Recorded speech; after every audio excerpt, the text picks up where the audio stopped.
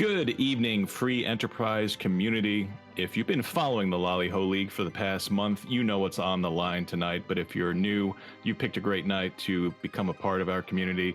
This is a race in our current league, and we have two runners who currently have a record of 2-2. And in this league, when you hit your third or eliminated from further advancement, you can still play out the remainder of your schedule. So this is a huge race between Castro and Wewbear, and I'm excited to help commentate this race tonight, along with Vitasia. Big race for both these racers, Vitasia. No, absolutely. Having been in this 2-2 spot before, and at 1-2 last week, this is win or go home sort of positions for both of these runners. And we've already seen in the tournament from the runners who are facing elimination some different routing, some different decisions that some have played out really well, some have not. So we'll see what these two runners have in store for us. Both Wewbear and Castro getting here off of some pretty strong wins. Wewbear with wins over Dishmu and Sheep Launcher. Castro with wins over Bursic Badger and Cymar. So neither of them slouches in the community by any stretch of the imagination, but we'll see how this ends up going. We have, in addition to the 3 static objectives, a couple of boss hunts. Defeat Bahamut and defeat D-Lunars with a Palom start. What do you think about this opening?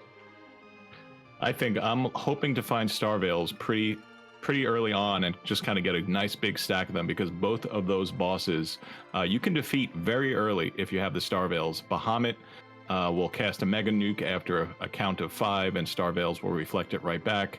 And there's that special Lunar Frog strategy, which we might see employed if we come across those D-Lunars in a spot that you cannot get through them in any other way.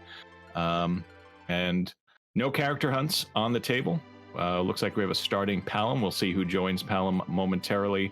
And I guess all that I'm really curious about now is their early pathing for loot before they tackle probably one of those first spots, either Antlion or Hobbs. Yeah, this has been kind of the interesting plot point, I think, in this tournament when you break it all down. The community has gotten so good in the past year and a half or so that, you know, the real differences in a lot of these races is how much you loot and when you know when to stop. We have the flags that we have, T Wildish at this point in time. You know, some places have a little bit better loot. We can't get tier 7, the best of the best loot, except for in trap chests or key item locations. And we're off and a twin start. So maybe we don't have to do an immense amount of early looting. Maybe one quick stop. Maybe see if we can grab a little bit of extra mage gear, and then hit Hobbs and see if a melee character is waiting for you. Because with these twins, they can cast twin magic, and if you set your party up right and you have decent wisdom on your Palom, you can be doing some pretty decent damage early. So I think this is a start that neither player is going to mind. Absolutely. Depending on their starting items and weapons, we do have the Neki flag on, so we got to see what kind of weapons we start off with to see if we have anything that. Do we have rods and staves, or do we have bows and arrows at this point in time? Because it can really vary. And we see Wewbear just immediately saying, I'm going to forego early treasure chest checks. Let's go right to Dempsey, and we'll be looting that out. Castro going in for the slightly, I think, better loot location, but does take some time because there's nothing else that you can combo here. So I'm curious to see which comes away with the better magic gear.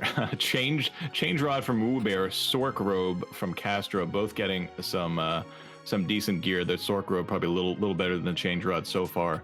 So let's see how that balances out as they approach their first fight. Wu also ended up getting a Cursed Ring, which won't necessarily be of benefit to us now, but is incredibly important the later on into the seed we go, when we start having to worry about agility anchoring and setting up for the final boss in Zero Mess. So nice to get something like that out of the way early. Yeah, sometimes I find myself doing over shopping looking for one, and yeah, the Curse Ring allows you to, in just about almost every case, forget about needing to keep characters down. And Castro actually finding a Sork Robe over at the back half of the watery pass. So is that two Sork shirts now, which is pretty good start for Castro. That's a fantastic start. We have the wrong water boss in the waterfall cave. That was Kinyatso. That was located. I expect to see more boss checks in this particular seed, just because we're looking for both Bahamut and D-Lunars, um, in addition to the Demoness that we normally have to end up fighting. Castro now going to be doing his looting here through the back, so nothing that Wewbear hasn't already done. Wewbear just skipped the opening checks in that watery pass cave, and so far we'll see how well that does. Baigen, this is interesting, isn't it? Yeah, it can be a very difficult boss in a later spot, but taking the time to use Flare is a good call, because Baigen normally will counter magic attacks by throwing up a wall on the middle section, and the twin magic does not affect that. So both players can just continually cast their twin magic and take out all three parts of Baigen, however many times the arms reappear. Got to be careful. They cast the twin right before the recover, so when you're targeting with the twin, and then the recovers afterwards, that twin cast did not hit the arms between the recovery, so you have to be a little bit careful there.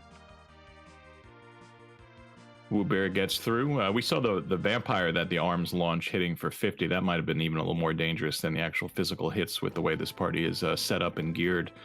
But yep, got through, and I anticipate Castro will be able to get through as well. They did pick up a Tella here, which always makes me wonder, are you going to go check the back of Hobbs? And there Wewbear goes, because with Tella, before you go to Ordeals, Tella's not super useful, except for two major things, one being Exit, the other being Blink, and Wewbear taking advantage. Let's see what he can pick up here.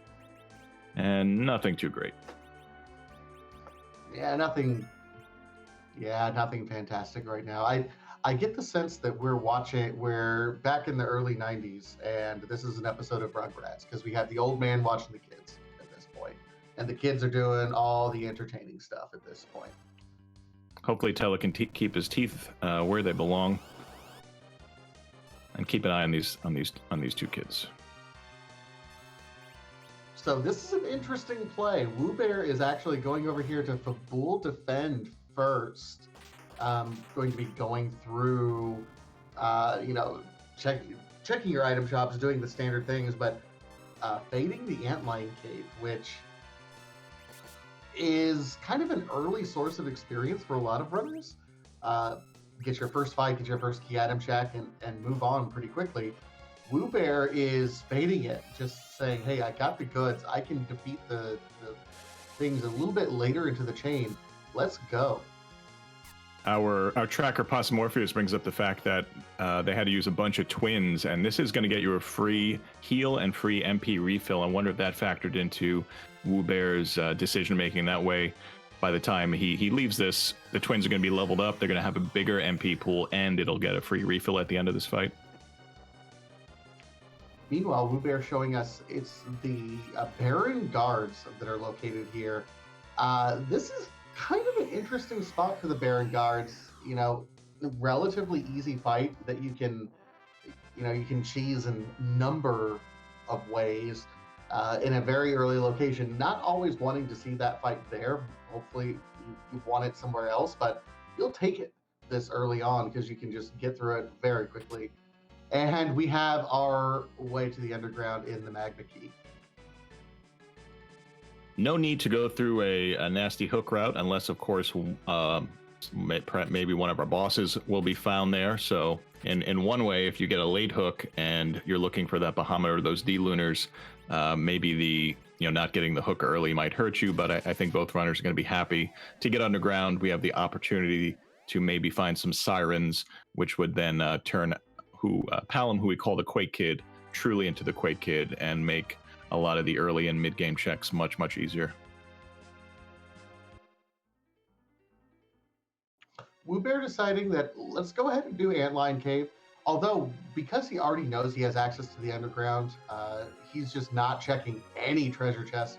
Castro as well is saying, I can skip this. This is one of those early dungeons that it really does become very, very easy to overloot in the game. And Antlion Cave, I think, is a prime example of it because there's not great loot, but there's good loot here early on. But if you can avoid it, it makes it a really speedy check offset. Yeah, there's the potential to get tier 6 stuff, but the odds are lower. They did pick up a Gungnir. Castro got an Ogre Axe earlier from the Watery Pass check. So if we run across a Cane, both players will have at least something to put in his hands. As we see who is taking Antlion's place in the cave today, and it is our Demist. This is our bonus round. After defeating Demist here, both players can go to Mist Village, talk to Rydia's mother in repose, and she will reward them with some kind of item, hopefully a key item for their sake. Twin Magic makes that a one-hitter quitter with the Dragon Mist. And yes, Rydia's mother will be giving us a key item. Hello, Crystal Sword. That is not a bad pickup at this point in the game, although if you're a believer in the nonsense that is magic, then you will know that Cecil is not going to appear in this scene. Well, you're trying to put some kind of curse in our runners. I still hold out hope. We'll find out one way or the other. I guess worst case, it'll be a bunch of cash. I was wondering if if you found a Cane and a Cecil, one could have the Ogre Axe and one could have the Gungnir, but I don't think Cecil's going to be swinging any Ogre Axe if we find him. No. Crystal Sword Cecil, just Crystal Sword Cecil by himself solves a lot of problems, no matter what you end up doing. Wewbear, this is kind of dangerous for Wewbear, parking in the front. If this is the package, then okay. Just the tower key. But we've seen that mistake happen, where if you park in the front because you're trying to double check both the cave and the mother check at that point, if she gives you the package, you cannot walk through that spot without triggering the cutscene. So just a note there, that a little bit dangerous there for Wewbear in the name of efficiency. Luckily, though, Wewbear does have a Tela, and one of the tricks is you can exit out, which will put you directly on the top tile. So it would have been a little bit of a time loss, but an option exists, and it looks like Wewbear is going to head underground now. We'll see if what kind of path he takes. Will he look for those sirens for an early grind? Will he take advantage of the tower key in conjunction with perhaps an early grind and knock out both checks in the tower? That's one option that if you do and your opponent doesn't do, could give you an early advantage. No, it's true, and that's one of the things that that I say about just about every randomizer race, especially in one-on-one races. Just as important as what you do, it's what your opponent doesn't do. So if you can get an advantage by making one of those low percent plays into an early tower check, for example, that can be the difference in the race later on.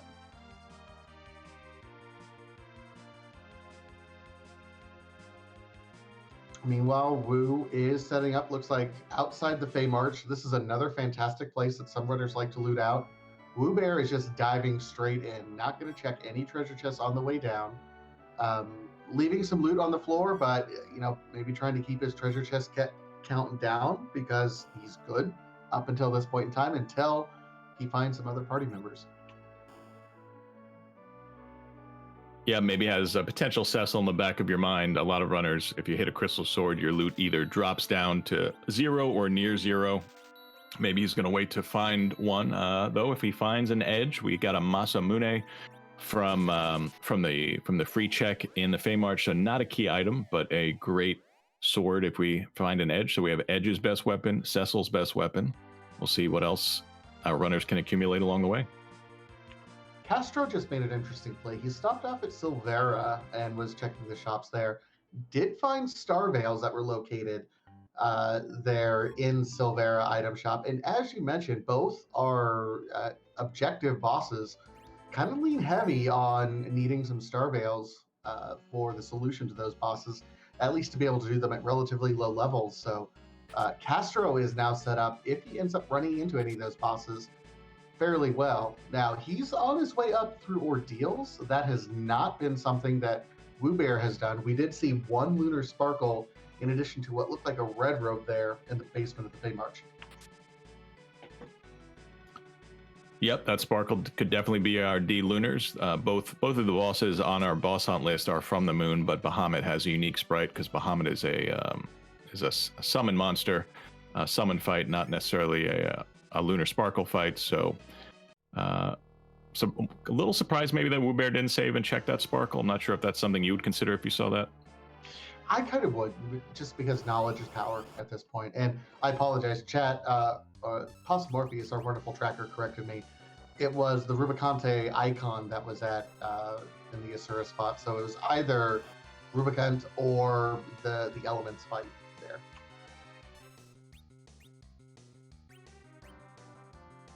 Looks like our first fight on our deals are the dolls, and our Twin Magic's going to do a good job against them as well, though the back dolls did stay up. We'll see if we can avoid seeing the big doll summoned at this spot. This is going to be tight. Those three. Now, the stuff of nightmares, I tell you. Cal Brenna.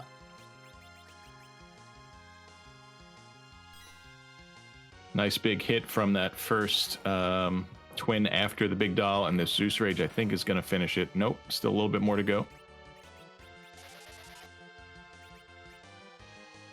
The danger here is if you don't completely kill it, if it gets to a certain, I don't know what the exact number is, but a certain percentage, it will say run out of power, some phrase like that, and will turn back into the smaller dolls. That is the thing you absolutely want to avoid here. You want to get through this in one go, and that Ice 2 from Palom does it. So good job by Castro dealing with the big doll, not having to retake the fight either by resetting or just by kind of sitting through the different phase changes.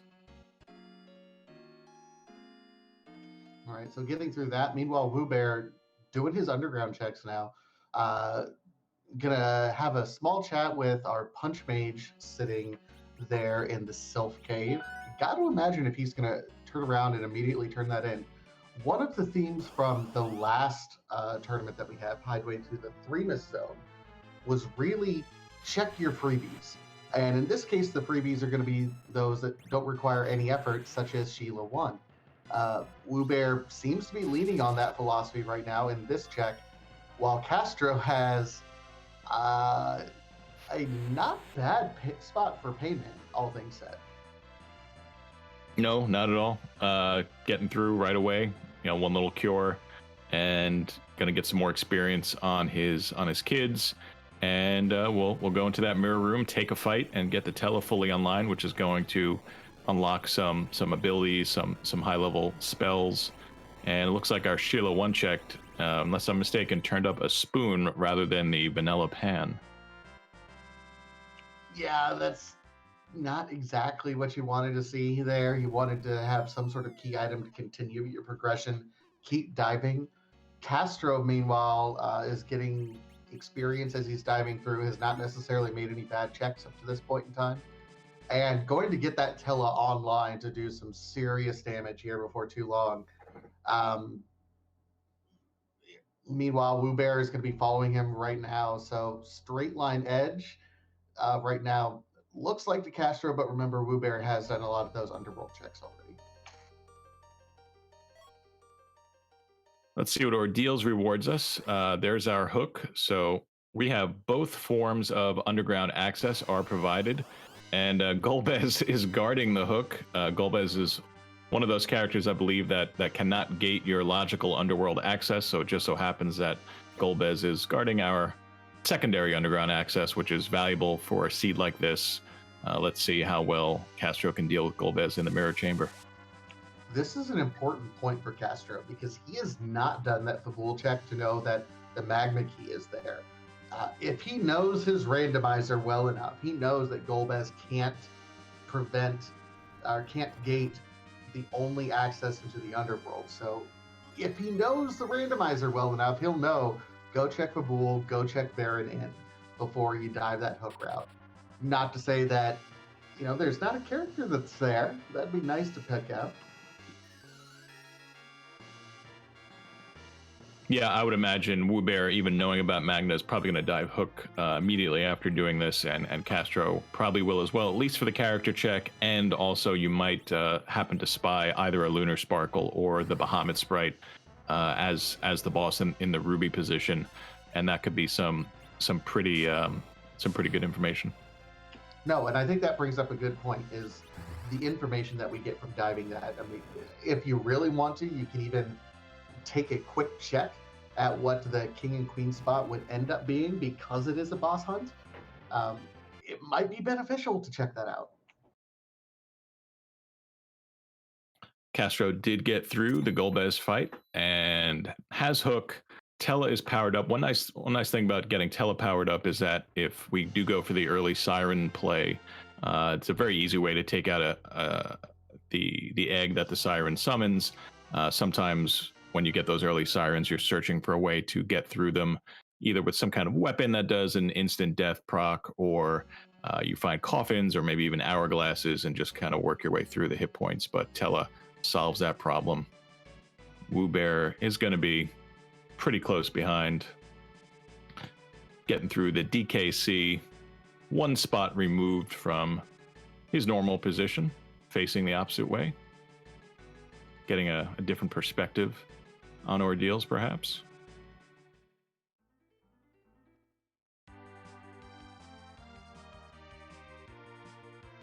We'll see if Castro immediately goes to pick up his hovercraft with the hook, or maybe now it's time to knock off that Fabul check. And yep, Fabul is next up on the table.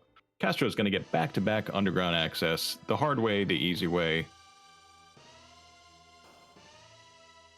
And Wewbear kind of retracing each other's steps here. You get the magma, I'll get the hook. Now I'll get the hook and you get the magma. Anything you can do, I can do better. Or at least the same way, slightly later. Hey, that rhymed.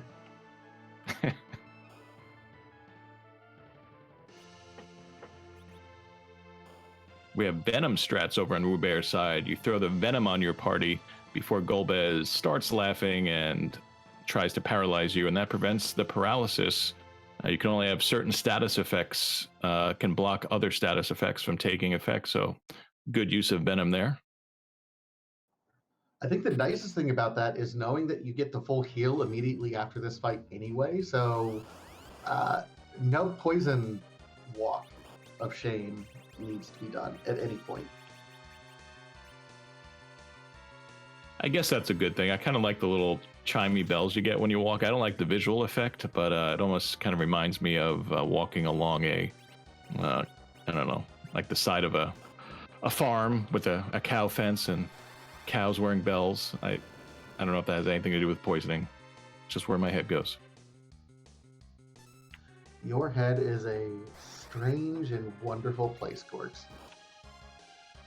I won't speak it up again. All right, so Wewbear gets through that fight fairly quickly. Meanwhile, Castro is at the guards fight right now.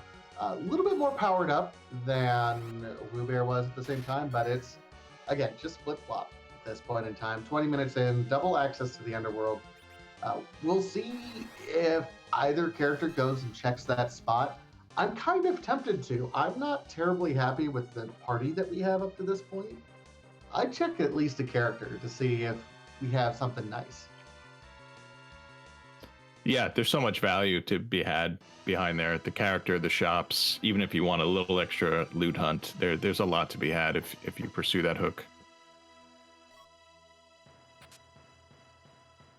We have Fu that's still out there that has rejoined the tournament after a short hiatus, which would be a fantastic pickup for an already mage-heavy party.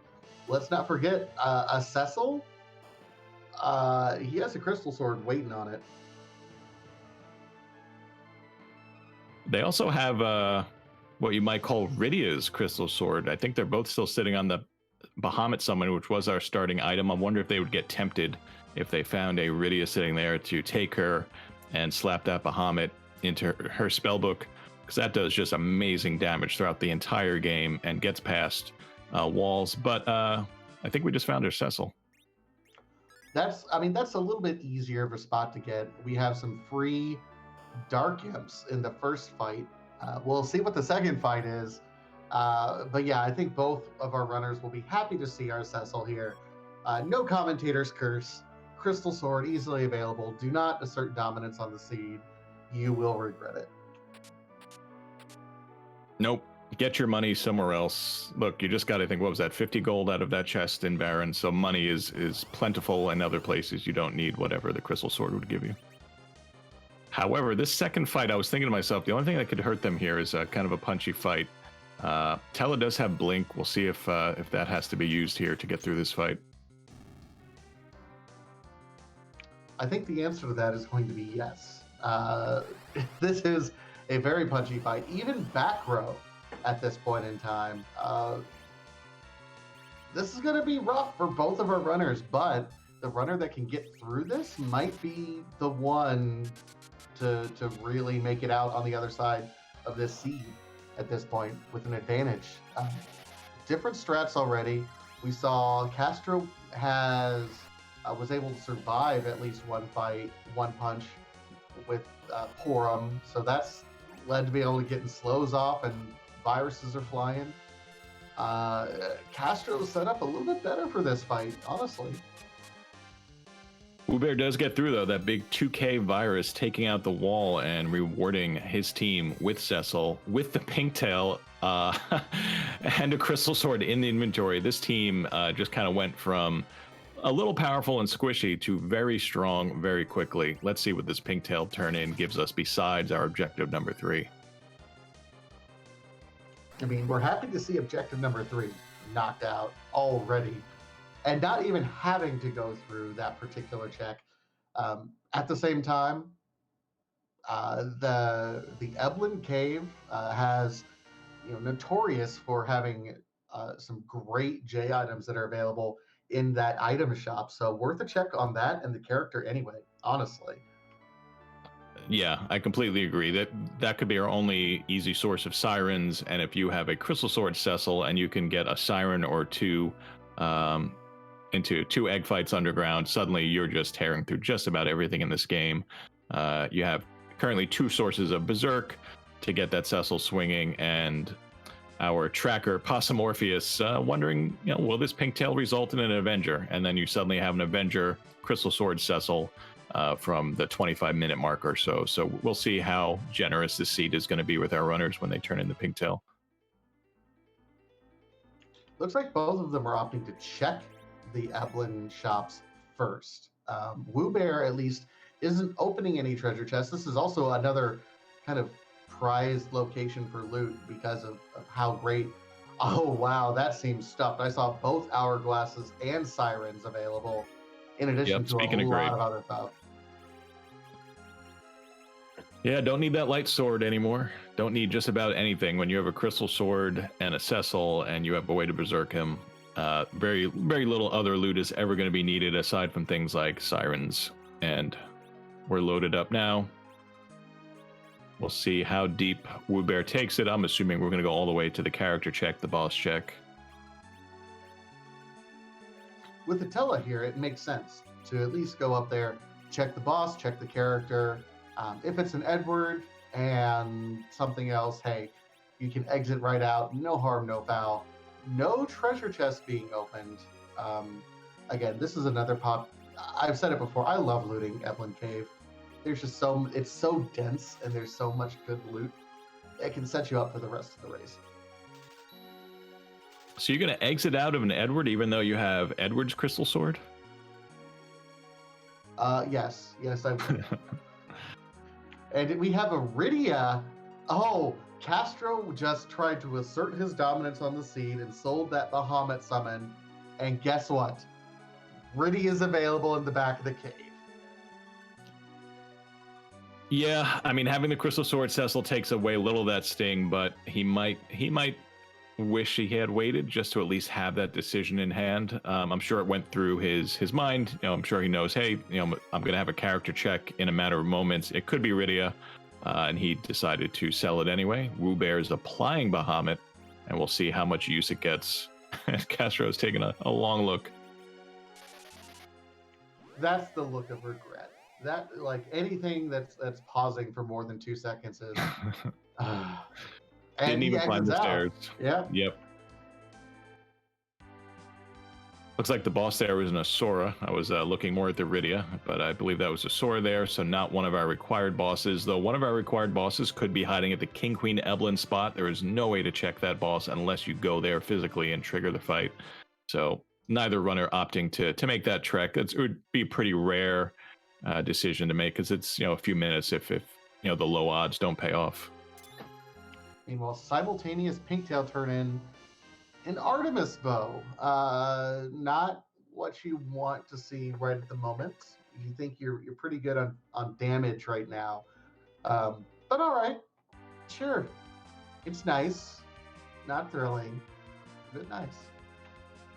Gives a nice speed bonus, so maybe if you're relying on a slower Porum to get your initial berserks off, you can put it in her hand and allow her to have a higher priority in combat. But yeah, aside from that, I don't think he's going to care too much. Either run's going to care too much about it for its damage.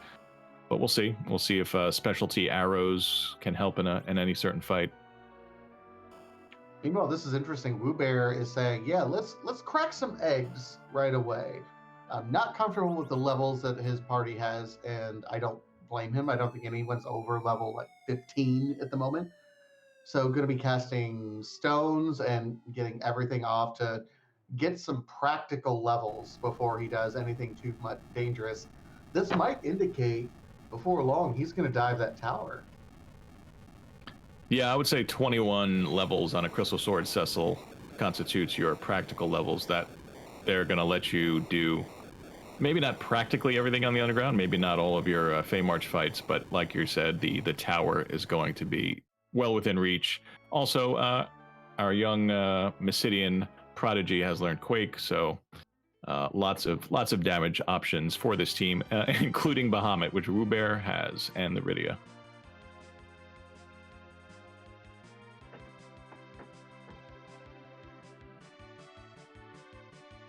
Yep. Quake Kid showing his name and casting that Quake. So 2 fights for Wewbear now.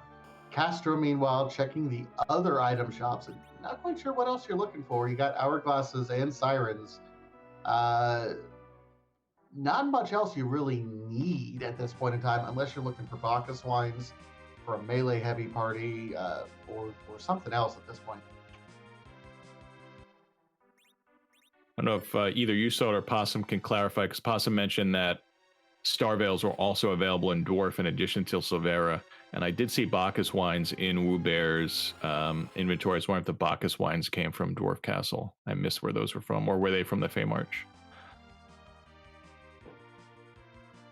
Okay, Fey March. Yeah, Possum Morpheus, our wonderful tracker. Big shout out not only to Possum Morpheus doing the tracking, but also Neobari, who is doing the restream and rolled this fantastic seed for us.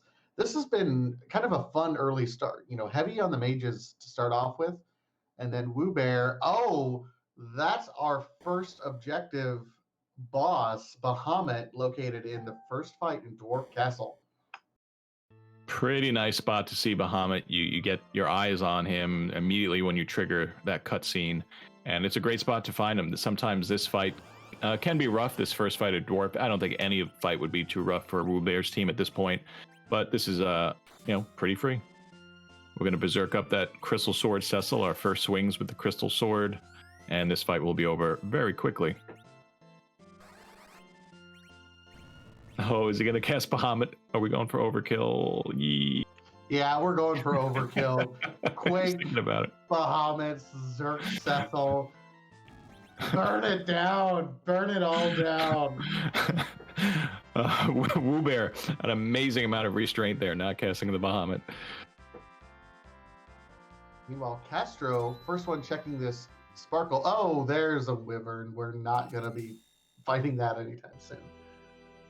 Well, a whole lot of Mega Nuke going on. We got Wewbear able to cast Mega Nuke, taking on the boss who counts down to cast Mega Nuke, and then the instant Mega Nuke from Wyvern. Yeah, you're going to want to come back with some levels and a way through that.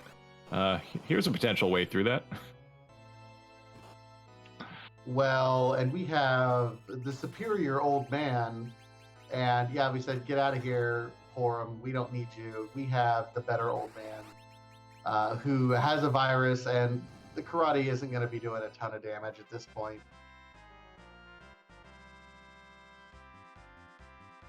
We had a slightly slow kind of powered start. You know, the twin got us through those early checks, but yeah, the power is the faucet unleashing power has been fully opened. Bahamut, Fu, Crystal Sword, throw in a Quake. And now the challenge isn't can you get through the checks that you want to make, but where do you go first and where do you go after that? Unfortunately, Castro's has to run away from a siren egg fight. I'm assuming he didn't save before that, so it's good that he was able to run away and salvage that. Yeah, that's rough to see when you don't quite get things going. We saw when Wewbear did it, he was using stone on his Tella in order to get those off, quickly. But Castro is committed to keeping Tella dead at this point. Wewbear, meanwhile, from that dwarf castle, found an earth crystal check. That could be interesting in a second, but right now we have a much more efficient check here in the tower because we have two checks with the tower key and at the top of the fight. Castro getting through the egg that time, but not before Palom goes down, unfortunately. We'll see if he goes back in and gets the Quake Kid Quake. It looks like he's going to go back in and try that again. And now with the levels on Cecil, perhaps we're going to one-shot those eggs.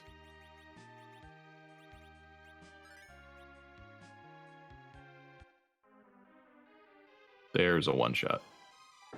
Yeah, that'll do it. The eggs don't have a ton of health, which allow you to really access them relatively early. But getting through that is nice for Castro at this point. Wewbear climbing the tower. Yeah, if you're new to Free Enterprise, and if you played perhaps Final Fantasy IV, you might not even be aware of that enemy, but we have this item called a Siren, which summons the most rare encounter for a given spot, and that is a favored spot for all Free Enterprise racers, especially early. There's like basically one zone in the underworld where if you use your Siren, an egg pops up, and as long as you can get through their initial hit points, they don't hatch, and you get 34k experience, and it's a great way to jumpstart your party. But you do have to kind of get through it without having that dragon hatch and do some damage. Yeah, worth noting that things like, Artemis Bow or Dragon Whip, Dragoon Spear, there's lots of ways to do extra damage to that egg because it is a dragon type. Not that Crystal Sword Cecil needs any weakness types. He just kind of swings and everything dies. Yeah, I don't know if they programmed it, but most things seem weak to crystal swords. Seems to always do a lot of damage. It does. It's like it's the most powerful sword in the game or something.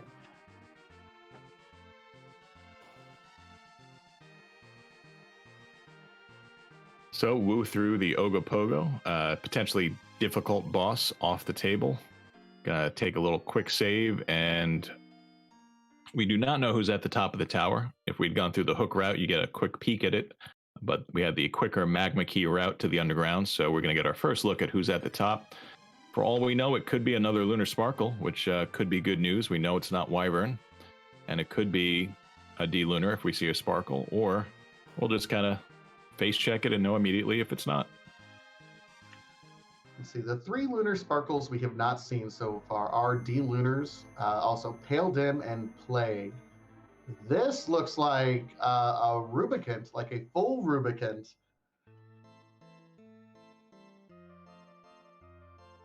We've seen the did Castro peek the other sprite? I don't think Castro has peeked the other sprite, but I think because this has the actual animation associated with it. Oh, no, it's elements. Okay, never mind. I'm wrong. All my assumptions are wrong. I'm a horrible human being, folks. I think the animations are maybe tied to the spot, not necessarily the boss, but that I'm not too sure with either. Either way, though, Fire 3. Good against elements. Wouldn't have been as good against Ruby, but triggering that next form of elements, and Cecil ending it right there. So only half experience, but Wewbear does not care about that. We got plenty of sirens, and we'll see what kind of great item we get, if it is indeed a great item. Red Tail, I mean, hey, it's a free turn-in at this point in time since we already have the hovercraft parked there. So worth a turn-in, I think. And you're right. At this point, we're not overly concerned about our levels. We have sirens. We're starting to collect those key items. We're going to get 10 key items. This is going to be with the party we have even now won't be necessarily a difficult zero miss fight. Nope, with the early curse rings found, however, either of these racers wants to set up their final party, they're in good shape. Just a matter of getting all those items, finding maybe the lunars, making the right checks, and getting through the seed with the amazing power that they both have at their disposal.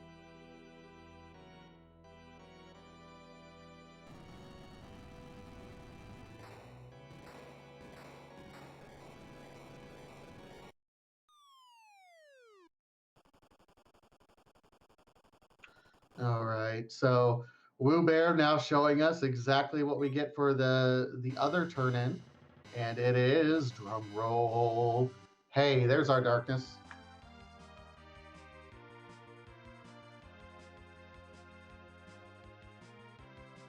Darkness, of course, just a fantastic pickup.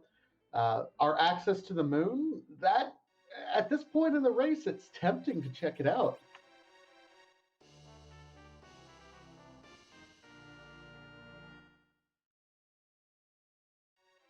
I can't remember the last time I've seen an Aegis shield received as a KI check. Sometimes you get these items. That one kind of caught me off guard there. Yeah, not really used to seeing Aegis shields. Not that it's bad at this point in time, just not what we want. Oh, and let's see, we're winding up. Are we going to check the crystal, the Troya treasury, now that we have the Earth crystal? I think there's a good chance we don't. You're not going to find anything that's going to make this team that much better. Yep, it's the walk on by. And that's unfortunate, but we're fine with it, I suppose. Crystal Sword says so. We're all right.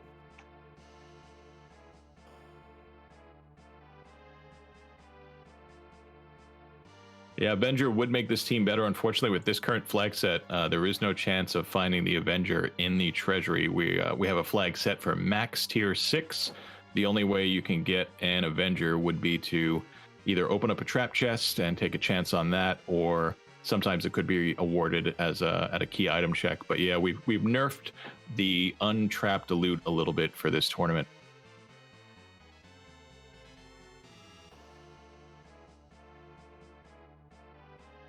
That's right. The whole idea, we want the rewards to be at least less punishing if you're not getting a key item.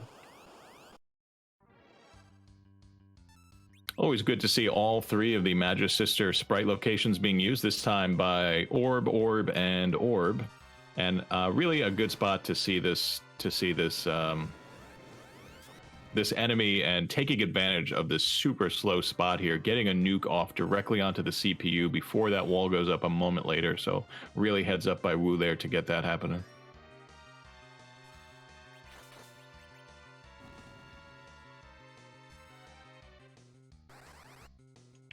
It is still kind of an annoying spot for the CPU, all things said, but yeah, Crystal Sword Cecil makes things go very, very quickly. Yep, really good good synergy, perhaps. I don't know if that's the right term to use, but the nuke, the Crystal Sword Swing, and the Quake, the whole team. Rydia, I guess, backing up with a Bahamut if needed, but power on display. So here we see the Yang fight that we've already gotten. Sid is our, treacherous individual today. I don't anticipate anyone at this point that could change the party up, because we're pretty well set, honestly, at this point. Who is Wu currently anchoring with? Does he still have the Tella? think he still has a Tella. And we do have another Kane. We did have a Gungnir Spear at some point. If Wu kept it around, this could be setting up for some decent hybrid strats with some Zerkers. No, Yeah, there's he's good. Yeah, nope. Party is standing pack. The interesting kind of trade-off between Sid Anchor, Tele Anchor. Sid Anchor with the Curse Ring can have immensely high hit points and be a great chemist. Tele Anchor can occasionally throw a cure 4 to fully heal someone despite being cursed. This does not look like a boss fight, Batasia. What's happening here? This looks too easy for a boss fight. It is too easy for a boss fight. Unfortunately, it's also too annoying for a boss fight. This is the Alt Gauntlet. In this flag set for the Final Fantasy IV Free Enterprise Randomizer, the boss that you normally fight to defend Fabul, which is a series of low-level monster encounters, 5 monster fights, in fact, have been replaced. So it is 5 random enemy encounters from the area that the boss is located in. So in this case, it's 5 random encounters from the Tower of Zot, which really just boils down to it being more annoying than anything. It's just a time sink. It is. Wewbear has a pretty good setup. He's got Fu in the top slot, acting first, and Quake is going to clear every single one of these mobs. Occasionally, I think depending on the exact mob that you get, you have to eat at least them swinging at you a few times. The various colored slimes here are always fun to see. Basically only vulnerable to magic. There are a couple other ways you can hit them, but having that Fu there is going to solve every single fight of this gauntlet.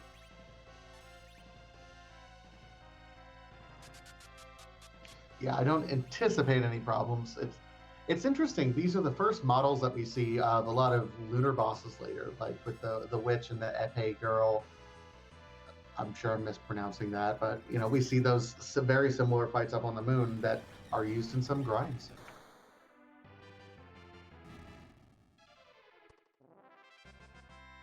Yeah, it's fun seeing their less powerful cousins, I guess.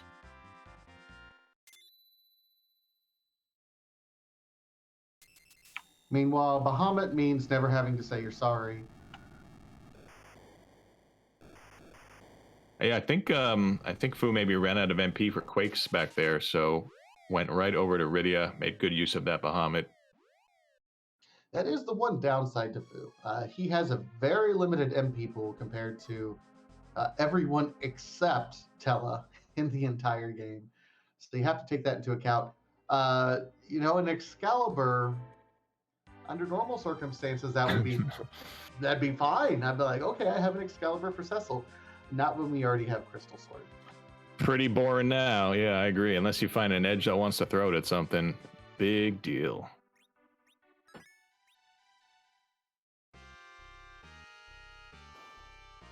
So unless I'm mistaken, we've now checked everything on the Earth except for the Feymarch bosses. So it's either Feymarch or the Moon, or this at this point.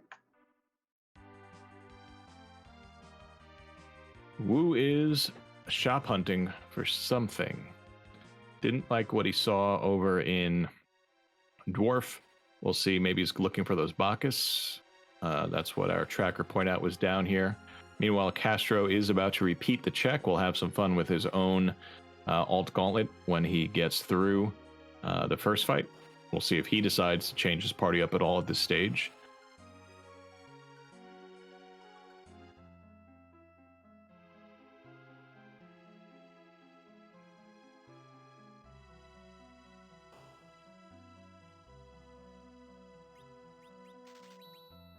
Yep. So final shop check, and yep, there's the Bacchus. Buys a stack of 10, calls it good.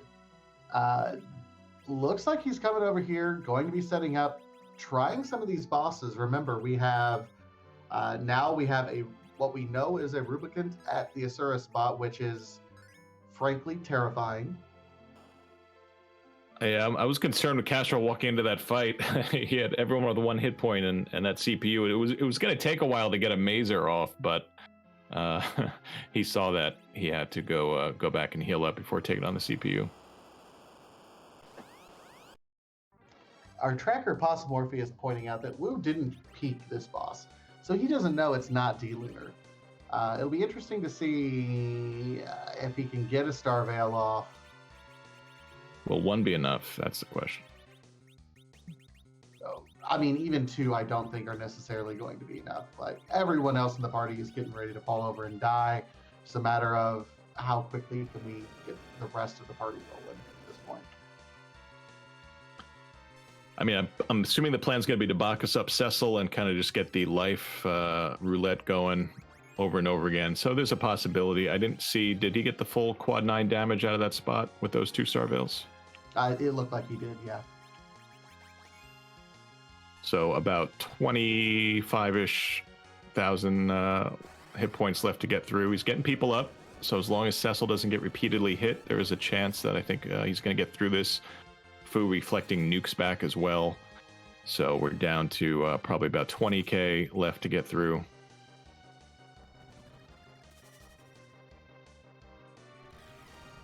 Moving very quickly.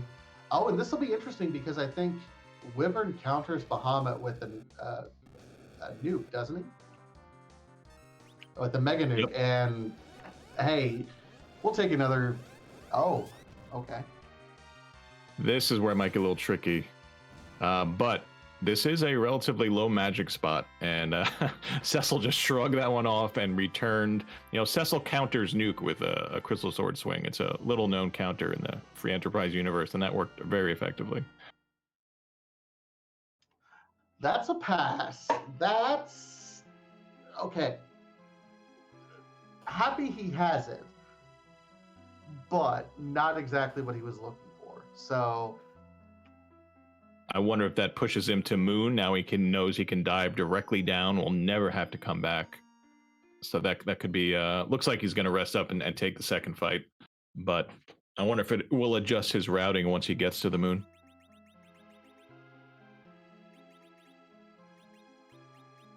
we'll see. You know, he can't just face check bosses searching for the D-Lunar because he's got another objective that he has to do.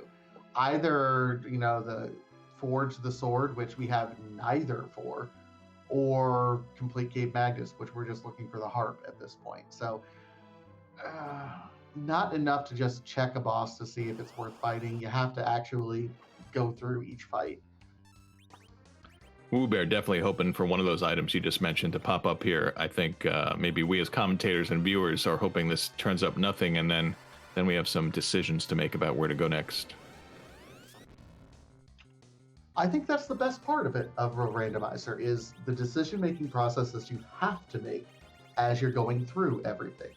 It's not a static run. You can't rely on muscle memory. You have to have good decision-making as you're going through the entire seed. Very true. Yeah, you have to keep adjusting based on what you get, based on where your party's at, and hopefully make calls that play out. And in a randomizer, you can sometimes make all the right calls, and they still might not work out for you. But so far, both runners are doing a good job getting through all these checks. They have plenty of power. Castro about to finish up his alt gauntlet up at the Tower of Zot. Unfortunately, will not be rewarded with anything better than a crystal sword, because there's nothing better than a crystal sword. He's about to get an Excal. And Wewbear's through Rubicant as well. Cecil had to take a nap for that one, which I don't think he's necessarily worried about at this point. But just a Sand Ruby. Oh my. If you're not worried about your party, you're disappointed. Yeah, I would be very surprised if Wewbear even takes a look to see who's in the bed. I think it's Moon time. It's time to round up the key items needed. Maybe even hoping for a home run and finding the boss and the key item in the same spot. But we'll see. We'll see how quickly Wewbear heads to the Moon. I mean, as the late great Frank Sinatra once said, "Fly me to the moon." So he's going to go play amongst the stars. Is that the next line? I have no idea. That's literally the extent of my Frank Sinatra impression. Like,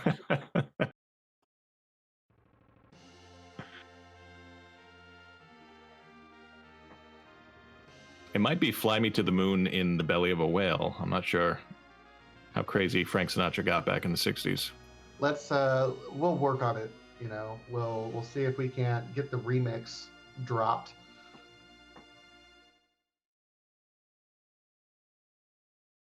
So the whale's been raised. Both runners raising the whale. Yeah, and aside from the pass, not bad from Castro to skip the Fey March. The pass, if both runners make the same exact checks and get through them in similar times, that pass is going to turn out to be a pretty big advantage, because you're not going to get go mode on the moon, or you're not going to be able to go directly to Z from the moon. You're going to have to come back and do something, whether it be forge or do the cave. So that pass is going to be pretty valuable for Wewbear. This will be interesting to see what each decision is going to be, top down or bottom up, in terms of number of key items and in terms of what we end up finding. Routing decisions at this point are going to make a difference, and you can change your routing decisions based on if you feel up or not. Really interested to see how this all shakes up. It's still anyone's race right now. It certainly is. I'm wondering if we'll have, here's perhaps some initial divergence. Wu going immediately for the LST altar, and we'll see if he continues to dive down. Castro going for Cave Bahamut.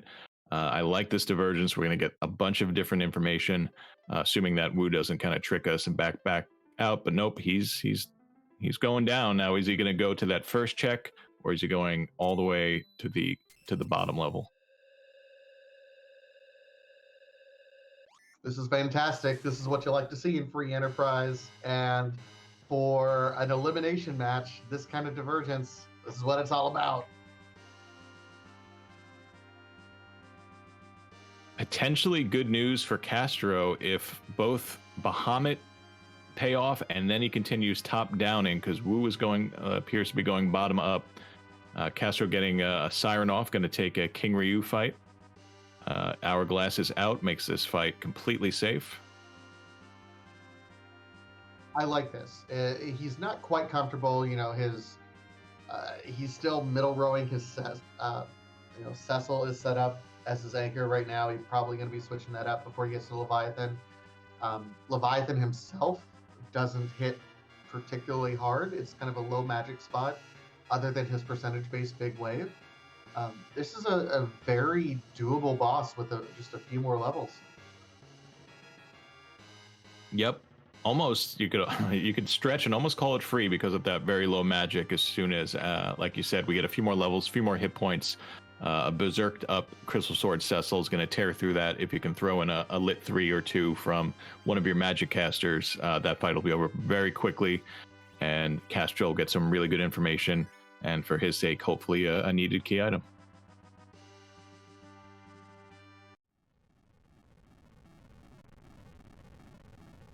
And Wewbear is doing bottoms up.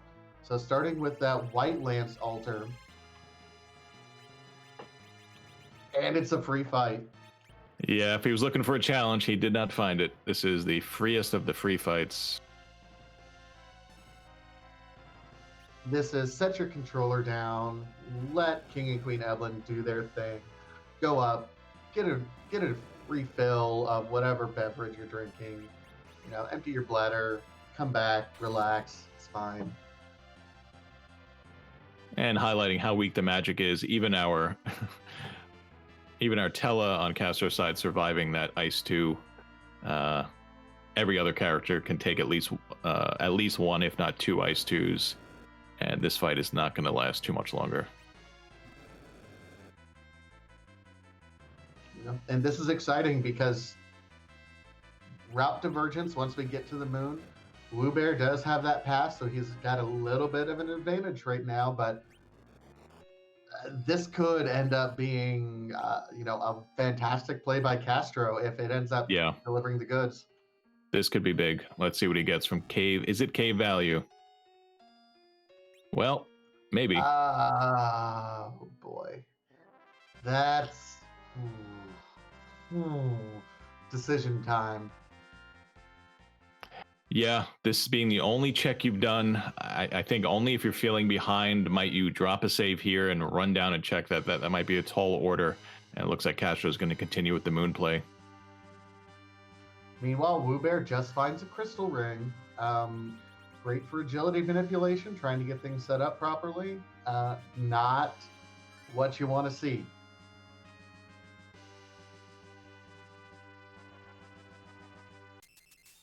So we have a few checks left on the moon, a handful. We have Luca, and we have whenever we find that Baron key and that harp, of course, being an objective, but Baron key could easily lead to other key items for objectives and perhaps the that we're searching for.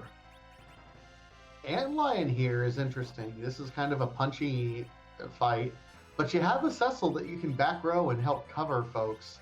So you're never really in danger if you set things up properly here. You just don't necessarily want to like berserk your Cecil.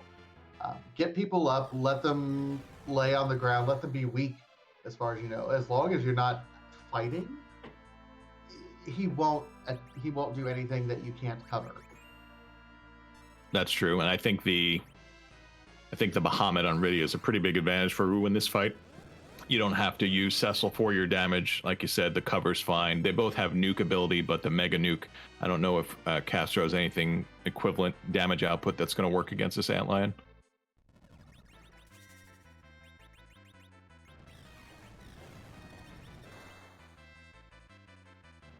Meanwhile, Castro is doing top down. He's going here to the Murasame altar. This, I mean, again, different strategies. This is the exciting part. And it is Mylan and friends. Not necessarily a tough spot. No, I don't think you'll have any trouble here. You know, when the guests get eliminated, Mylan will occasionally throw out a punch that might take out that front row Palom, but that's probably about the worst that's going to happen here. And again, Berserk Crystal Sword Cecil is going to cut through that Mylan pretty quickly.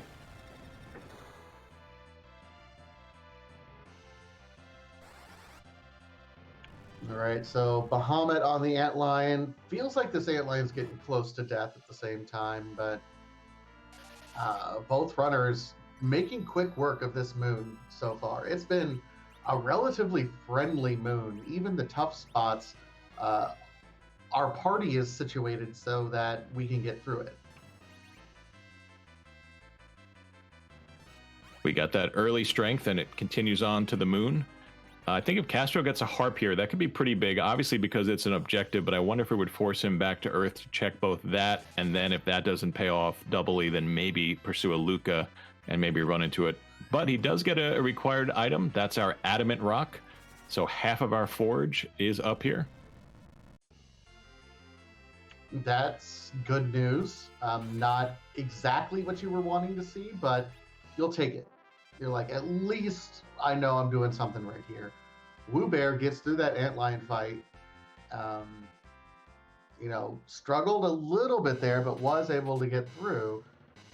We'll see. Wow. Ooh, Pan. Okay. More things to go back to Earth for. We have Pan and we have Luca. I was thinking, it would be excellent news for Castro if that had been Legend Harp, because as good as that would have been for Wewbear, Castro going the top-down play could have immediately taken that and gone back, but we don't get such generosity. A nice shirt and a little bit of a quest to undertake once they return back to Earth. Yeah, here's the problem we're running into is we have Baron Key, we have Pan, we have Luca Key, we have Harp, so many other Earth checks that are here on the moon, or at least blocked by the moon. I don't know if top down, bottom up is going to make a difference, because unless you make a gamble going one way or the other and hoping to bypass something. Castro's full top down continues. A lot of runners, when they top down, will save Crystal Sword Altar for last, but Castro's going right for it. So once again, I don't know if it's very hard, as you're saying, to leave the moon. Like if this happens to be Legend, you probably don't leave. You probably stick this out. If it's Harp, basically, if you leave without full checking, you're saying I'm taking a bit of a gamble and I'm checking what I've gotten so far, and that's it. I'm hoping that leads to my crystal. Well, let's not forget this is an elimination match. He who loses goes home, so to speak. So sometimes you gotta take that gamble in order to win these tournament races. It might be worth it. Meanwhile, Odin at the Masamune altar and Mom Bomb at the Crystal altar. Both of these fights are horrible.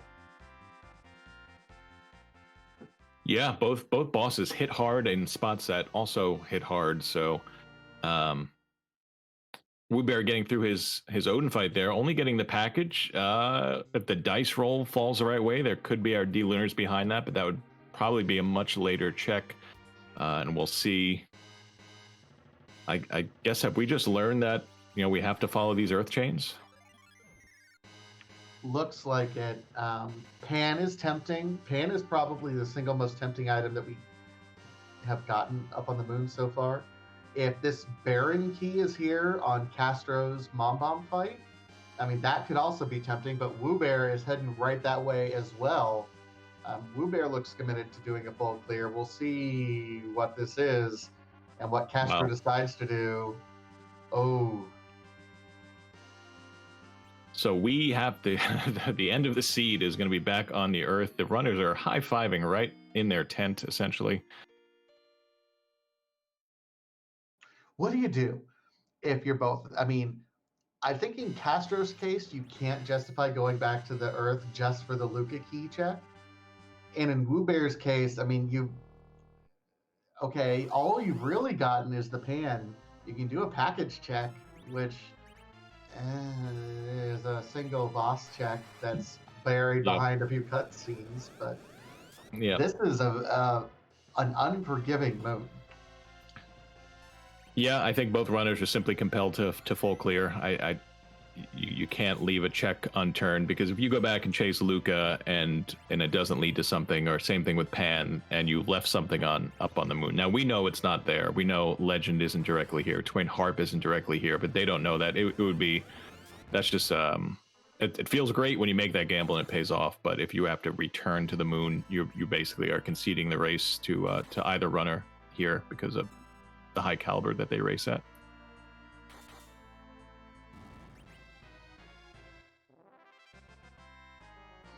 I think this, like, the runner that will have the advantage, honestly, will be the one who fades any fight on the moon first. And I don't know if either runner will, because they both seem to find their value at their first spot and then have been full clearing since then. I wonder, with the pan in hand, and once Wu finds Adamant at Morisame, will he fade Bahamut? That could be a major play, because it has Luca Key, which might gate either the boss we need or key item that we need. My guess is Wu's going to completely clear, but I wouldn't be shocked if he kind of chases the pan once he sees Adamant.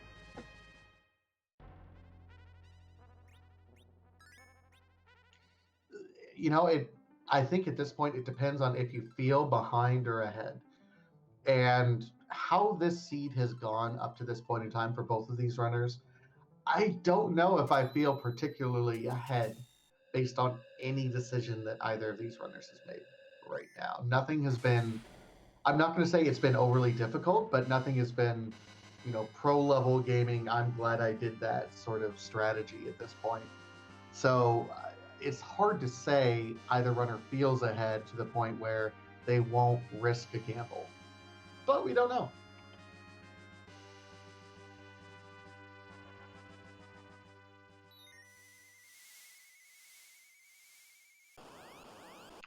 To answer a question in chat, yes, we have seen Demas and turned that in. It was a bust, no big deal.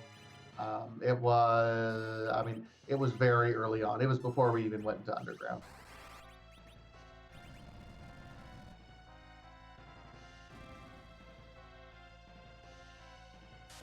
Yeah, in terms of feeling behind or behind, I mean, both runners know that there was a Crystal Sword Cecil out there. Castro perhaps feels, I don't know if he, that ditching the Bahamut before getting the Rydia, it hasn't hurt him too much. Again, Crystal Sword Cecil, Fu with nukes, the Quake Kid have all contributed. Not quite to the level of a Bahamut, but again, he's getting through these checks pretty efficiently as well. So it could come down to, let's assume they both full clear. Who does, Pan is probably the first check.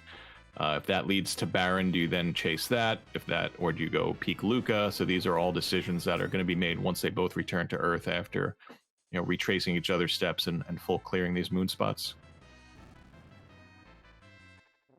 Yeah, this is setting up to be a true randomizer seed where, okay, let's just see what ends up happening at this point.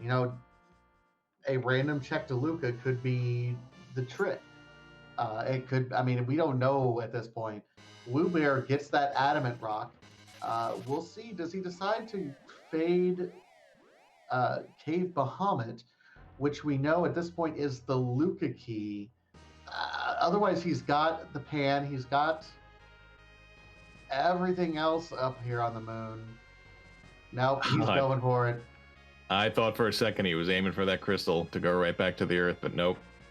We got the full clear in effect. Both runners will have every option, and they're going to be heading back to Earth pretty close to the same time.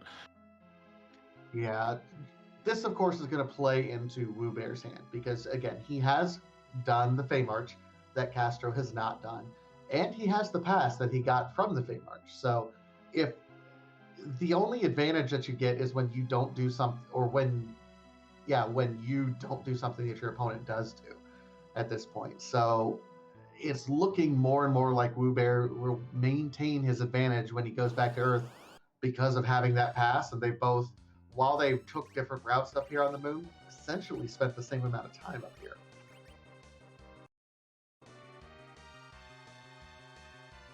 Yeah, that's true. They got here at the same time. They cleared in different orders, but they're assuming none of these fights kind of goes off the rails. They're going to be clearing their final fight at the same time, and that Fey March is going to be the difference. As great as it would be for Castro to get that pass, I'm wondering, just pursuing everything but Fey March is probably going to be the order of the day for Castro since he left it behind earlier. So we'll see in a moment where Castro goes first, and closely followed by Wu when he finishes up Leviathan at Cave Value.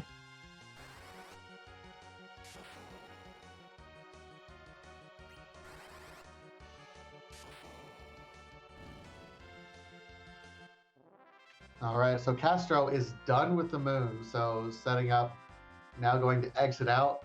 Wewbear is going to be right on his tail. We're going back to it's not Earth. Like, I keep on calling it back to the Earth, but it's not Earth. What is it? The blue planet, I guess. The blue planet. Back to the blue planet, sure. There it is. It's blue. There are no land masses at all, just blue.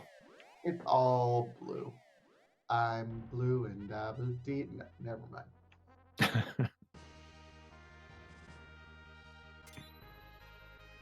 Yeah, Earth with a U. I like that, Rybon in chat. That kind of Earth.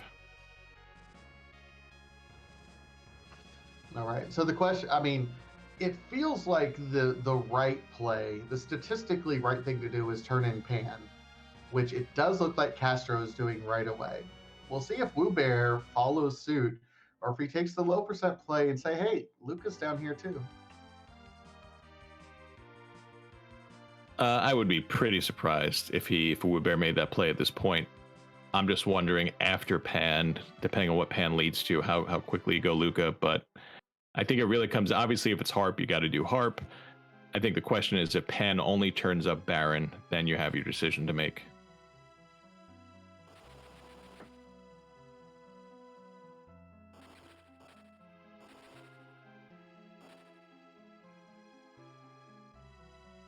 And after a short cutscene, we're rewarded with crystal gauntlets. That's, I mean, thanks. I A appreciate little it. underwhelming.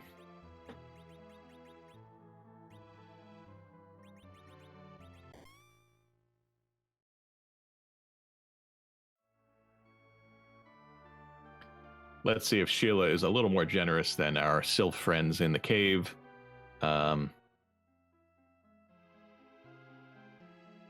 Yeah, it's just going to be one check at this point. They both did Sheila 1. It's time to see what the return of the pan nets them. And then decision time, unless, as I said earlier, it's harp, because I think that is a decision made for you. Yeah, at this point, it's check your objectives. If you end up getting a harp or anything. Let's see. And Sheila 2 coming with... All right. I'm excited. Now there's a decision. My guess is Baron might be the play just for all the boss. You know, you get the 2 extra boss checks in addition to the one that we saw earlier. But peeking sealed cave, there was nothing wrong with that. So I'm curious to see if we get divergence here. I mean, there are statistically correct plays, and then there's the right play. We just don't know if they meet anywhere in the Venn diagram of free enterprise. Castro committing to Baron. Let's see if Wewbear makes a different choice. I'm going to predict Wewbear is going to Baron as well. But I would love to see some divergence. No, and it doesn't appear as though we're getting any divergence. We have Wewbear following that up immediately. This is a straight line race. Castro appears at first blush to be ahead in the straight line race, but remember, Wewbear's got the pass. So I still think that Castro has to make a play. Yep, one decision that you often get faced with here at Baron Late is after you get through the first boss, what do? Do you go full clear? You know, the throne without a character hunt? Maybe not. Both teams should be strong enough to take on whatever's in the basement at this point. So I wouldn't be surprised if both runners go immediately to the basement to check that boss spot and check that key item before returning to the throne. I do think it depends on the party and how it's all set up. You know, Val here is not going to offer much resistance, and frankly, the boss there at the top throne is not going to offer much resistance either. With the levels that both runners have, I can see them both dipping. It is more efficient to go and do the basement throne first before the whole cutscene, because you can save yourself some extra walking time. We'll see if that's the decision that we end up making, though. Yeah, I mean, at this stage, I would definitely do that. Looks like, though, Wu's team is out of MP. At least, I think he went looking for spells in Fu's arsenal. Not that you're going to need spells with that Crystal Sword Cecil, but I don't think Fu has his MP online. Castro right to the top boss, and it'll be an easy Octomom, followed by this cutscene that's going to happen.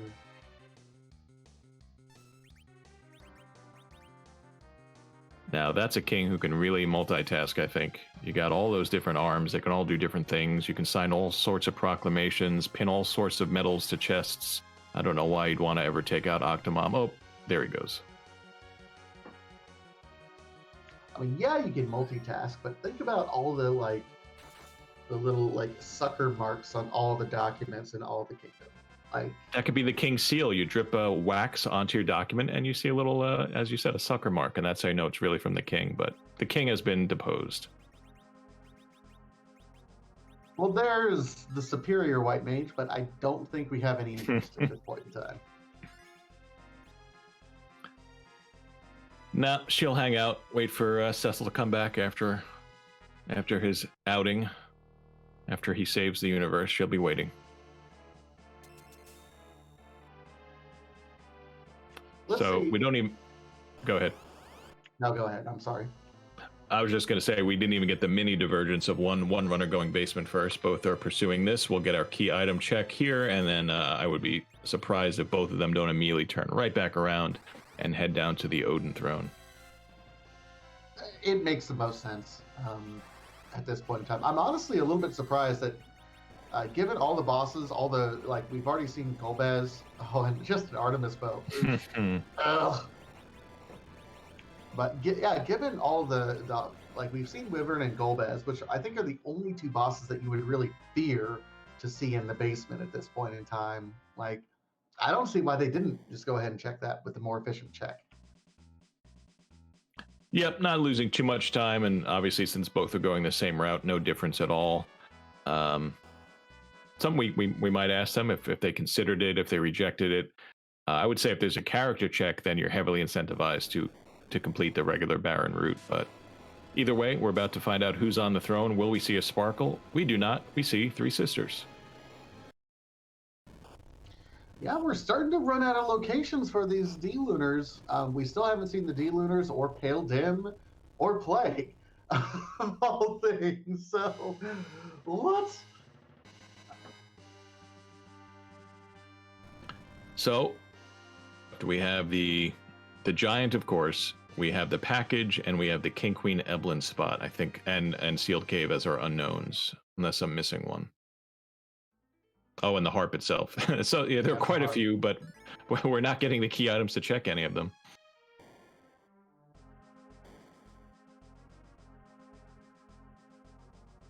All right, we'll see. I mean, this is kind of a rough spot. The Magus sisters are a little bit punchy here. This is really kind of a strong spot for them to be at. Not that it's that we aren't capable of it. It's just going to take a little bit of time and setup. Yeah, with that wall going up, the Quake cast generally favored over the nuke. Get some damage on the sisters. I think that Quake's only going to damage, in Castro's case, the back two sisters, because the first one was down, and actually now it's only going to hit the middle sister. But let's see if it takes out our middle sister. It does, so now we just have to clean up Mindy at the front.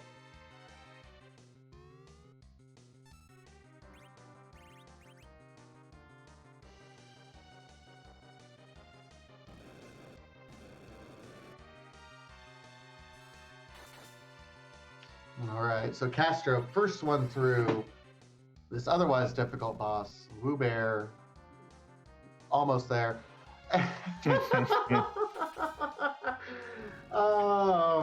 Okay, so Baron was a complete bust.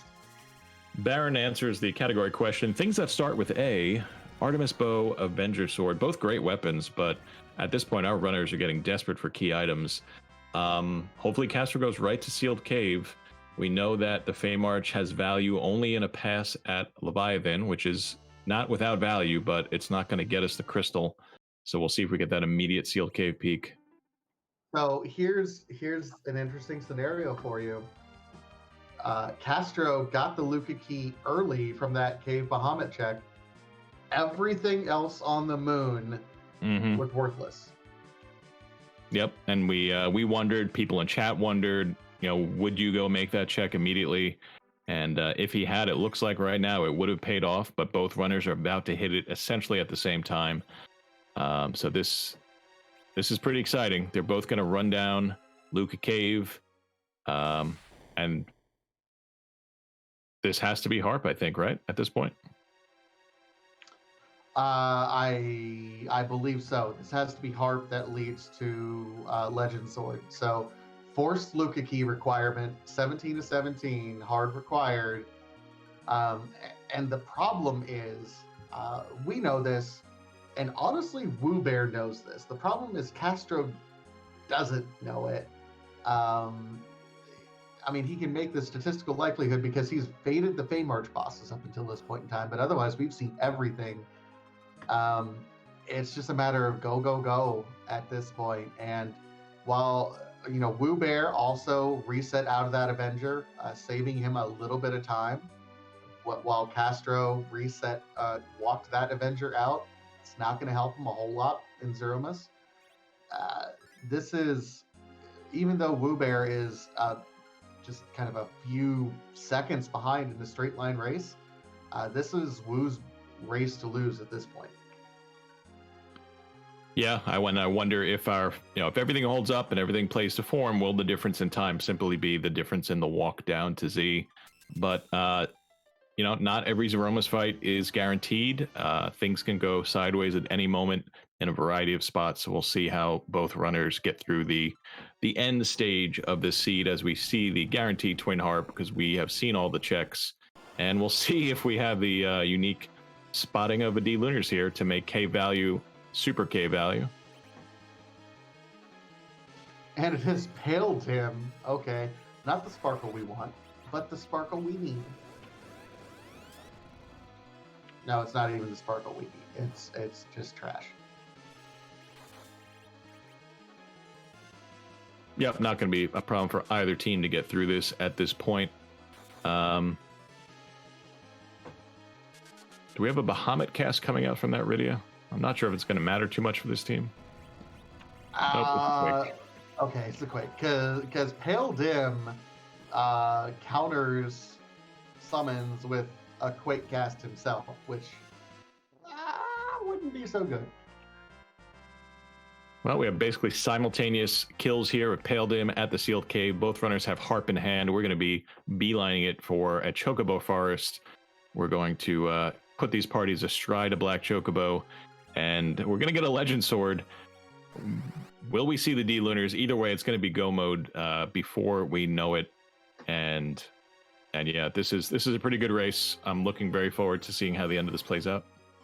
Hey, Frith42 with the gift subs. We got the hype train rolling. Thank you for the gift for the subs, Frith. Let's get a poll rolling. I don't know if we can get a poll going while we have a hype train. Okay, are the D Lunars going to be in Magnus Cave? Yes or no? Just let's keep it short, simple, to the point. Will the D Lunars be here, or will they be elsewhere? Chat, let me know what you think. Are they going to be here? Will all the value be hidden here behind the Luca Cave, or is it behind that package? We still have a couple other one-off locations that we haven't checked. The King and Queen of Evelyn spot.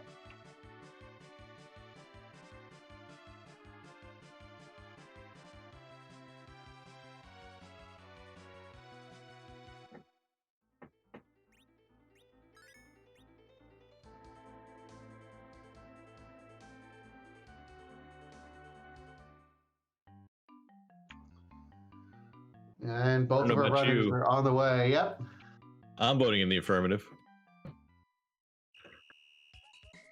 Because if it does turn out to be yes, just imagine how K value earns its name. K Bahamut would have had the Luca key, it did, into the harp, into the legend, and if the D Lunars are here, I can't imagine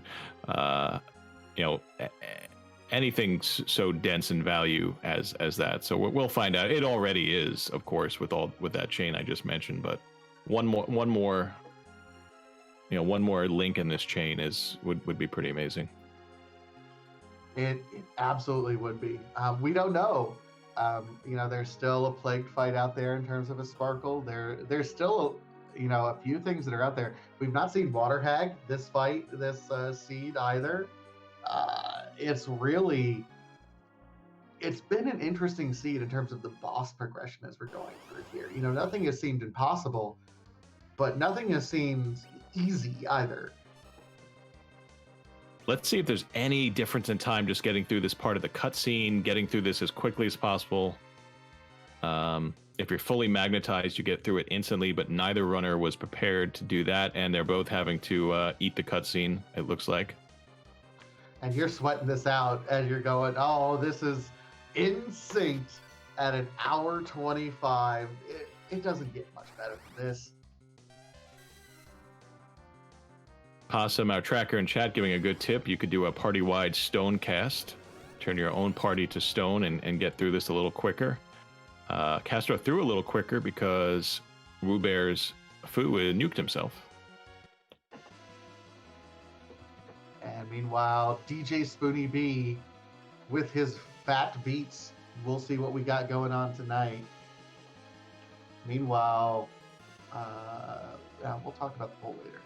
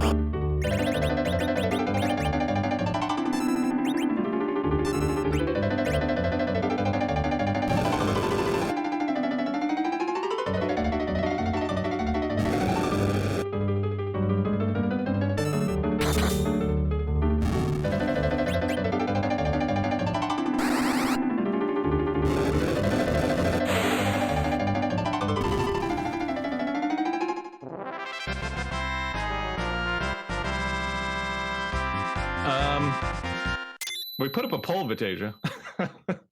Yeah, we did.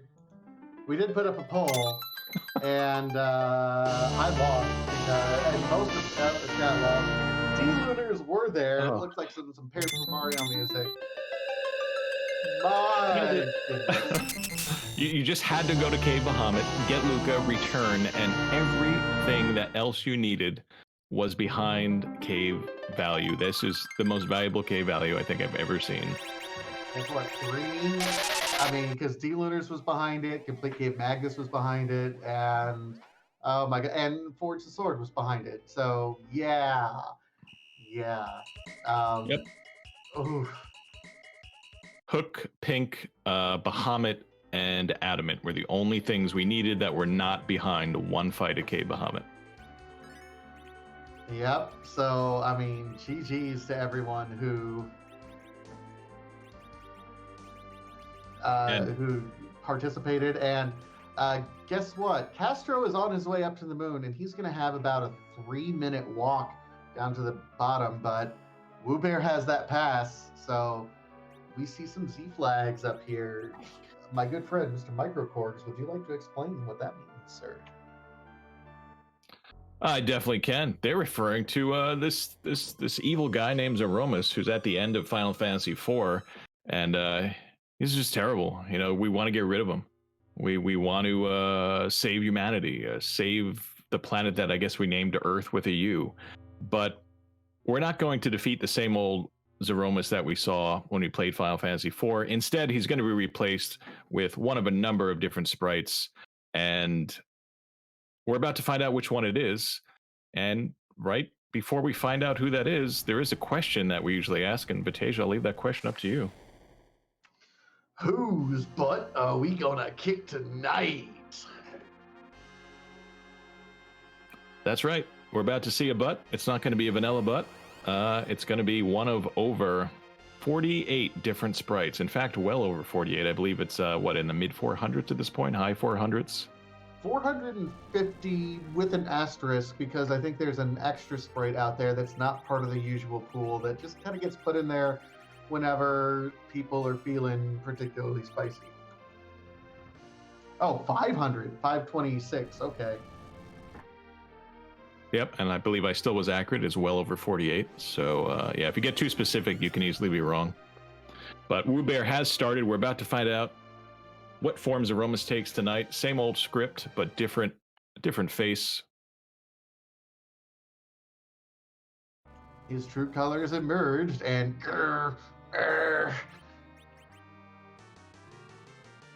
oh, Kamek. I like this with the Paper Mario theme. Yeah. It's all coming together. Not the most, not the scariest looking boss. Almost feels bad to have to take him out, but Wewbear's going to do his best, and he does have that couple-minute lead from the pass. And if he gets through this fight clean, it is his fight. But obviously, at this point, one mistake, one wipe, and Castro retains control. So this race is not over yet.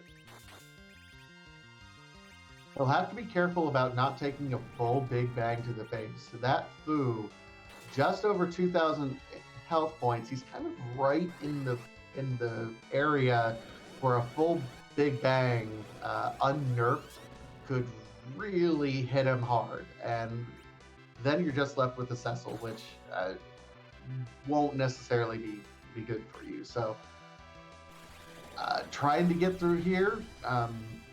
It's not a free fight by any stretch, but he's got a good lead at this point.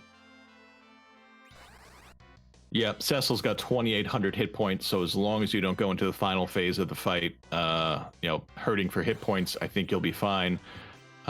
Cecil's hitting in the 4 to 5k range. We saw an Ice 3 from Palom, so not our typical nuke strats, but listen, a 5k Ice 3 is definitely helping. And we have an interesting application of Unihorn there. Yeah, that Unihorn is designed to get some good swings on your Cecil, but then clear his Zerk status so you can do full reflex strats at that point in time. It's it's kind of a niche strategy that you don't see too terribly frequently. We'll see if it pays off. Yeah, if done correctly, this is going to allow Wewbear to skip what we call the HP refill. This boss has, I think, about 100,000 hit points, but because of how mathematics had to be calculated on the older hardware, once you hit in the mid 40s of damage on this boss, it refills, and then you have to kind of go through all that hit points again. But if you only reflect spells, you will avoid that refill, and that is what Wewbear is going for. Got the early damage from the Crystal Sword swings, and now is going full reflect, and will try to avoid the refill, which will make it for a quicker fight. We'll see how well that goes. That looked like a full Big Bang, and we got reflected parties down. We got black holes coming out. This is disastrous for Wewbear right now. Yep, and there is a level differential. Castro's Cecil has 3,200 hit points, hitting for a little harder. I don't anticipate Unicorn strats there, so we're going for a hybrid strat. Big white spell getting bounced off. This race is still alive. Simultaneous Z fights, facing elimination for both these runners. A tie is still possible. Oh my goodness, this is everything that you could possibly hope for. Wewbear's Cecil chipping in with an Ether too, because right now the nukes are the thing that's going to win this for him. This Big Bang, the roll on this is going to be pretty big for this fight. We need that food to stay alive. He does. Cecil stays up. This could be the end of the fight.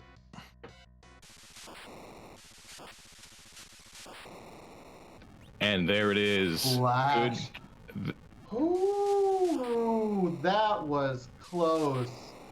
GG's to Wewbear, 135.02, clutching it out at the very end. And I do believe we have a Wewbear joining us in chat.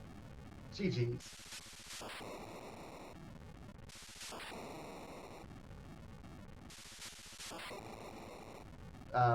Woo? We see you lighting up, Woo. We're not hearing anything, so you have a little audio issue to work on, but that was a tremendous fight by Wewbear. This was a 2-2 matchup. Much better, Woo. GG. Yeah. Tremendous Z fight there. I don't know if you were feeling the pressure in this 2 versus 2 race to make that Z fight as quick as you possibly could. Yeah, I'm still a bit sweaty, but it's fine. Only a little bit of pressure. In retrospect, I know you finished about 15 minutes ago, but now you're looking at it on the stream going, oh, it was that close, huh? Yeah. I pretty happy I got the pass, I guess, although I did waste time killing the bosses too, but I passed, obviously, at the end made the difference there. Also, in retrospect, 15 minutes later, I'm thinking I probably should have just done 1 egg, got nuke, and then been fine, but I was like, I'll do fancy unicorn stuff and be cool, and almost die horribly. Yeah, I guess your one moment of sweat there at the end was that final Big Bang. I don't know how likely you thought Fu was to survive, but obviously he did, and it got you that win. But were you sweating that last Big Bang a little bit? A little bit. I mean, it's unlikely he'd die, but high rolls do happen. But yeah, there's not much to be done about it at that point. Just cast nuke and hope. I knew it was the last nuke, so I was like, as long as it goes off, it's fine. So you kept good count of the HP going through there. Just what are your thoughts on that seed, knowing that the moon, other than that loop key gave Bahamut, was haunted? That was horrible. I don't know. I did everything. I did literally every check in the game. As we're speaking with Wu, Castro wraps up his fight with an official time of 1 hour, 37 minutes, 8 seconds. Look how close that margin was. Just a couple of minutes separating it. GG Castro on your finish. What a close loss in this critical 2 versus 2-win, 2-loss matchup. How are you feeling after that race, Castro? Yeah, that was a seed. GG's Wewbear. That was really, really, that was something. I've had practice that before, and I'm always like, good, I can get him out of the way in practice, because there's no way it's going to happen in an actual race. And here we are. So, yeah, I mean, I was pretty much, I had decided when I went up Zot that I had lost already because of that just took forever with the alt gauntlet, and then it gave us an Excalibur, and I was just like, oh gosh, if Wewbear didn't come up here, then because all the moon was open at that time, and then once we got done with the moon and no one had finished, I thought, well, maybe we both are kind of following each other's footsteps. And then once I got the twin harp and was like, all right, I guess we did, and then that's when everything fell down at the end. And the only saving grace for me not cursing this poor seed out was that Junior Trooper theme was on point. That was amazing. I loved that jam so much. We were commenting, I mean, that's such a high BPM song that perhaps, was that how you were both feeling when you heard that music? Was that your heart rate? That was just kind of perfectly matched the intensity of this race. You both gave us such a great show. I don't know how much you've talked about this in the 15 minutes since the the race actually ended, but just you did the moon in opposite directions, and we saw you cross paths literally at the save room at the Crystal Sword altar, and you both left the moon within seconds of each other. It was amazing. You're gonna both love watching this back. I think just to see how close you were the entire time. That's awesome. High fives. Yeah, for sure. I mean, I always like to try to. My main point is like if I'm in a restream, I want to have a nice close match, and it sounds like that this one. Well, the time shows that it was, but then Wewbear and I talking about it, and then y'all kind of talking about it too. It sounds like it'll definitely be one I want to go back and watch, and it was sounds like it was a lot of fun. It was a lot of fun, and it was interesting because your parties had a little bit of difference between them. I believe Castro, you kept the Porum while Wewbear kept the Rydia, and I think that all stemmed from an early decision, Castro, that you did to assert your dominance over the seed and sell the Bahamut literally just before Rydia showed up. Well, if there's a good time to do it, it's always right before Rydia shows up. So I saw that, and I don't know if I paused, and I was like, I had thought about for a second, I was like, oh, I can just reset and go do that again. But I felt like, you know what? I've made my bed. I'm going to lay in it. I had my anchor and I had a curse string already. So I was like, you know what? I'm just going to keep going. Now, see, for me, it's I name all my characters after friends of mine, and I always feel bad because Rydia's constantly floor. So I'm like, I'll give you a shot. I'll let you cast Bahamut once or twice because I don't think I cast it that often even. But I'll give you some time in the sun. So it was mostly Mimi on that. I didn't really make an in-depth decision.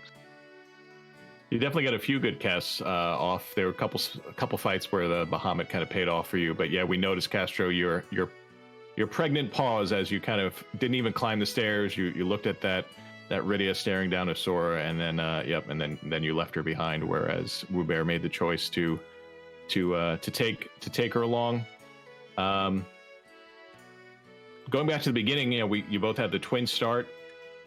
Twin magic always pretty strong at the beginning, but not the most overwhelmingly powerful team. But then you got some overwhelming power pretty early on. How do you feel about getting that Crystal Sword and that Cecil going? For most of the seed. It's like a polar opposite of my last race, which I missed out on the Crystal Sword Cecil, which my last race, underground wasn't required and moon wasn't required. Everything for go mode was above ground with Crystal Sword Cecil, and I missed the one check that had the Crystal Sword Cecil in the go mode, so this is like the complete opposite of that one. This is kind of nice.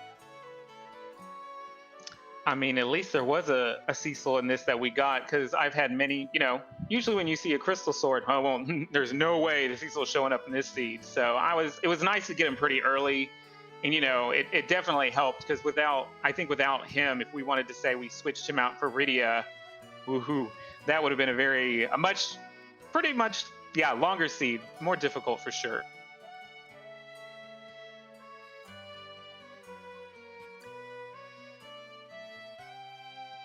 All right, well, Wewbear, this puts you one more win, stave off elimination one more time. Last week is coming up. What are your thoughts going into this last do or die week here? I don't know. Don't have it. I've been so busy, honestly, with working and stuff like that. I haven't had much time to play in general, so I haven't really thought too much about it. So I guess same. So I'm gonna be working for the next week straight again, and so I don't know. Kind of lame answer, sorry, but yeah. You'll have to find a way to schedule in that last and very important match. And then similar thought for you, Castro, it might be perhaps too soon after your third loss, but of course you can't move on to the brackets, but you can still race if you so choose. I don't know if you've given that any thought, if you've been enjoying it enough to continue on. Oh yeah, I'm racing. I'm always down to race. I don't take a lot of time outside of these events to race with other individuals. Usually I'll play a seed by myself here and there. So I relish in being able to, in this structured environment, to be able to race against anybody, even some of the ones that haven't lost. I would have fun going against that, maybe learning something. But yeah, next week I'll race, and I'll see it through the end.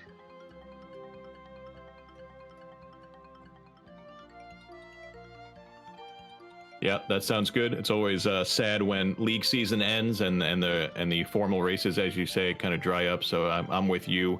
Yep, if I were, I'm gonna race to the end, regardless of my record, and I just have too much fun doing this. So thank you both for allowing us to restream such a very exciting match. I don't know if either of you have any final thoughts. Let me first to Castro. Any final thoughts after such a great race against Wewbear?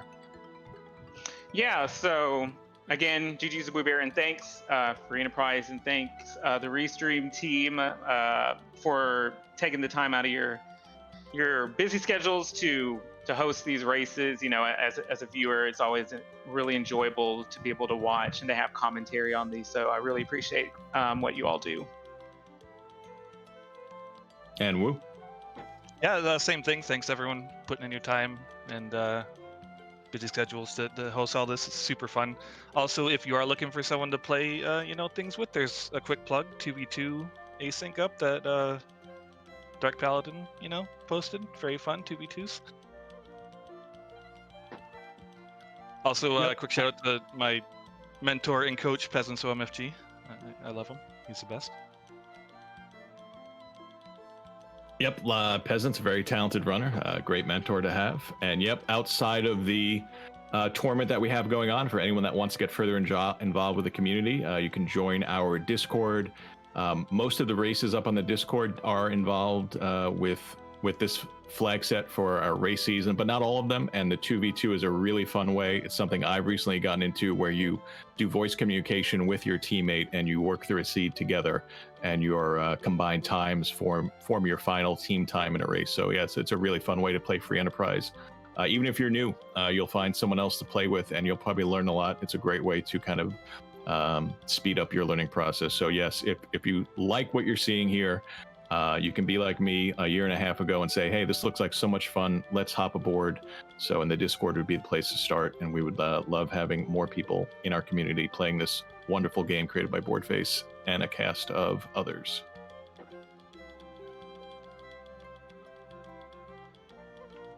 Absolutely. It's been so much fun. And honestly, it's one of the best internet communities that are out there. Having been a part of numerous internet communities that are out there, the Free Enterprise community is far and away one of the most welcoming and one of the best communities that you could possibly join. So give us a shout. Join us in Discord. Roll up a seed for yourself. In the meantime, looks like that we are going to be rating here directly iCoppler versus Apex Corvid, another 2-2 race that's going on over at Randomania. Want to give one last shout out to our wonderful Restream team, Cost Morpheus and Neobari, doing work behind the scenes, and Microcourse, my co-commentator. It's always a pleasure working with you, dude. Same here, Vitasia. Really enjoyed calling this one. Mainly thanks to our great runners who put on such a close match. It's always fun when these are separated by a couple minutes or less. So great job once again. GG's to Castro and Wewbear. Good luck in your future matches, and enjoy the next race over at Randomania.